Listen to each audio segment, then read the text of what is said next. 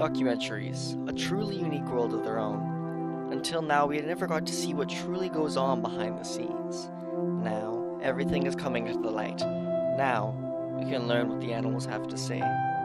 With revolutionary technology, we are now able to communicate with these animals for the first time, listen to the words, and most importantly, discover what it's like to be in a documentary. The ups, the downs, it's all there in nature behind the scenes.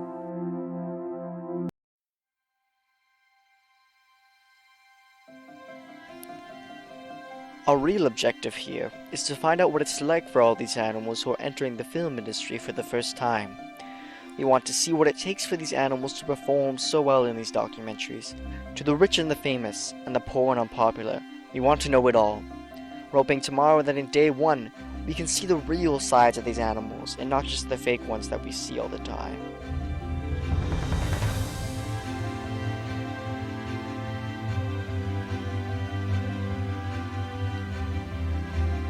Today we're starting with the well-known cast members of the crew. We're not too worried about getting natural responses from these cast members. We just want to know how they think of themselves compared to the other less well-known cast members. The first animal we have up today will be the bear. Bear has been working in the theatrical world for nearly 2 decades, but he recently took a break after he had a mental breakdown in the production of his last film. So today we're going to ask him how he feels around all of this. How do you feel coming back to acting after your recent mental breakdown in your last film? Well, it's been a big transition coming back to acting in this documentary.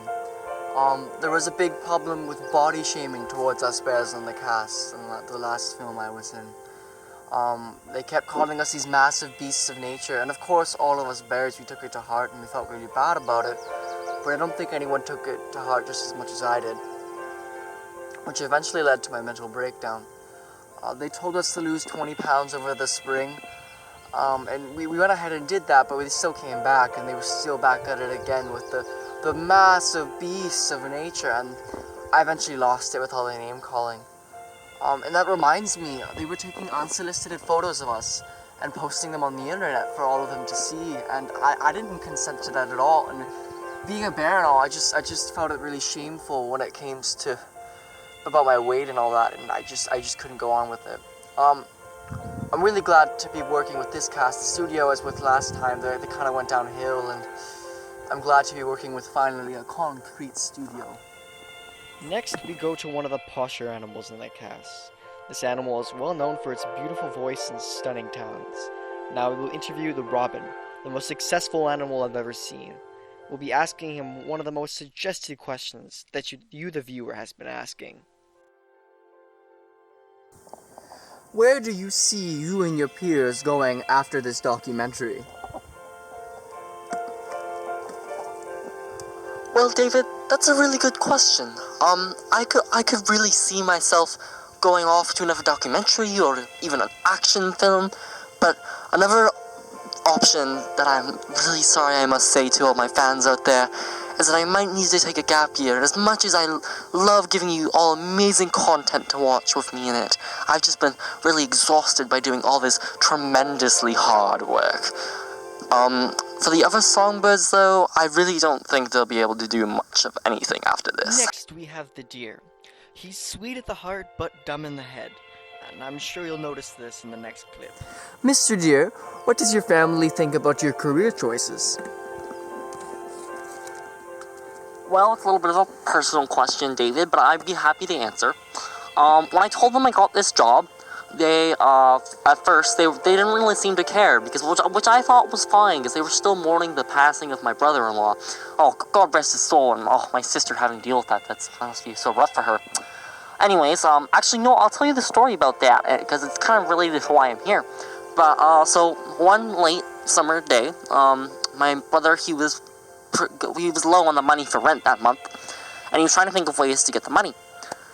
A creative thing he thought, but it wasn't too creative, because it revolved in his death, was to stand on the road and to get hit by a car, hopefully going to sue the person if he lives. As you can tell, he didn't live, but a car came around, too fast late at the night, and my sister kept telling him to get off the road because it kept getting darker and darker, but he wouldn't listen. Oh, my poor sister. Anyways, he was standing there, and the car came around the corner at around 60 miles an hour, and there was no stopping that car. The car came straight towards him. He froze in the headlights. Everything was wrong for him. And that kind of revolves why I'm here. I'm actually here to support my sister and her 3 young daughters, all little angel children. I just want to make the best for them right now. With day 1 of filming wrapping up, we were happy to know that all the animals we had interviewed so far were having a lovely time. But we knew they weren't being 100% honest, so we made the decision to interview the parts of the cast who seemed stressed, exhausted, and overworked just because they're not as important as the big show animals. We found out while interviewing these animals that a lot of them had problems that they were trying to hide from us, as if they had been told by their producer. So we decided to ask them more personal questions so they would reveal their natural self.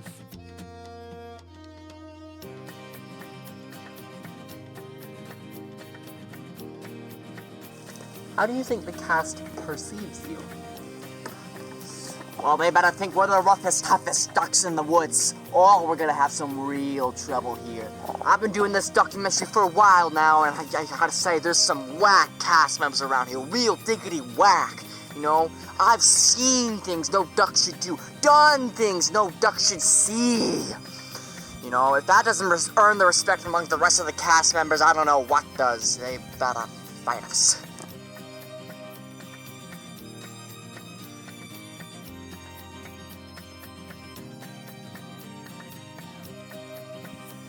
Mr. Squirrel, what do you do to deal with the constant stress in the workplace?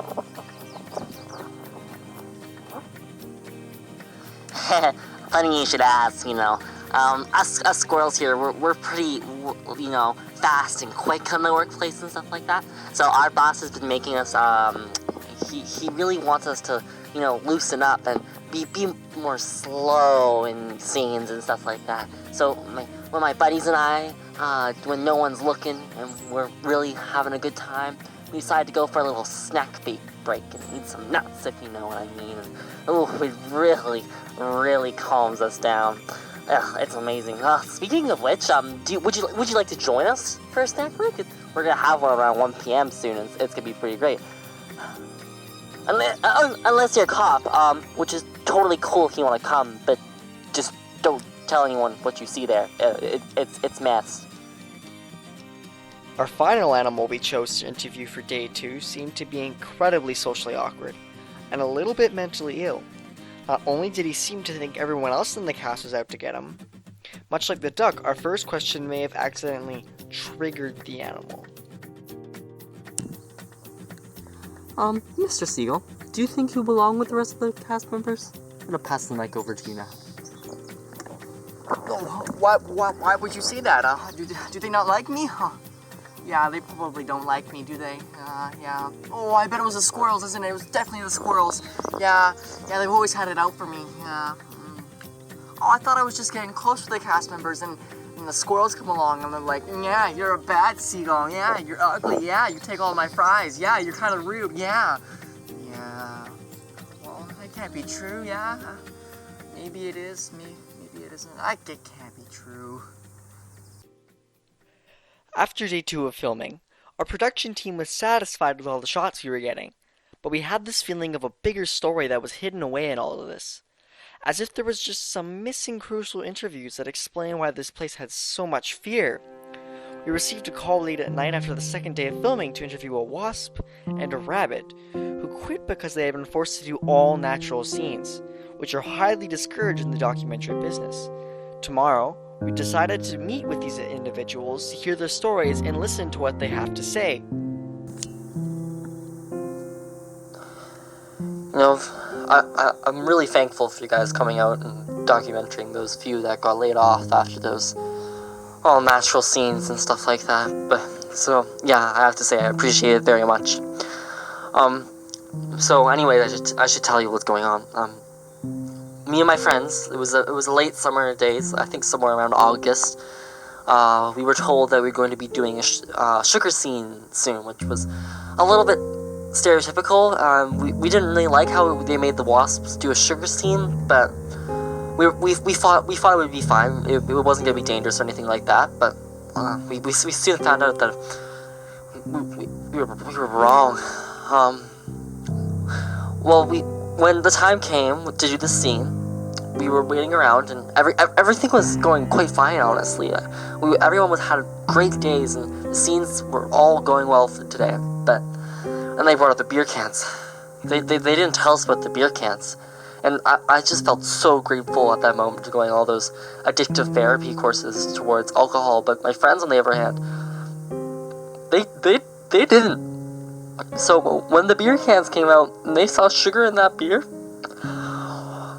they went straight for the cans, and I didn't know what to do.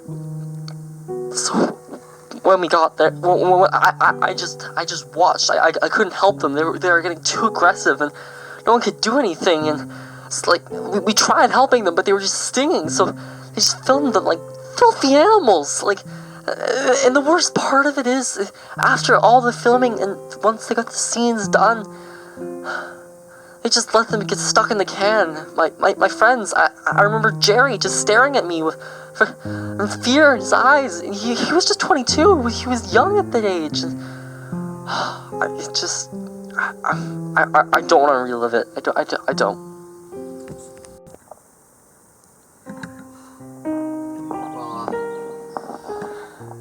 Well, not a single scene compares to what Tom and I did.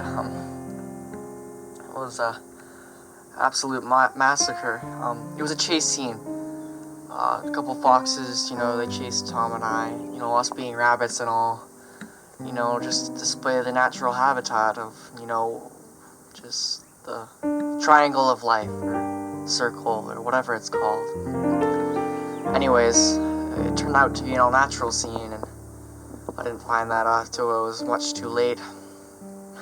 One day, Tom and I were sitting in the break room and, just being rabbits, being a good bud, eating some food, and then all of a sudden these foxes, they burst the door and they locked eyes on us, and we started running naturally, as that's our instinct, right? It's rabbits, and they started chasing us, and halfway, we started to run home, and halfway there we realized that I must have signed up for an all-natural scene, as the cast and the crew, they were filming us while we were running away for our life from the foxes.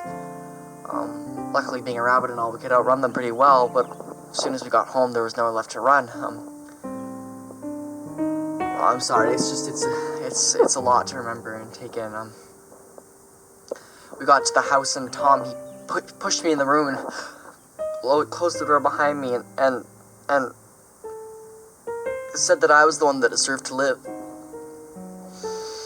And I could hear him screaming as he was being ripped apart by the foxes.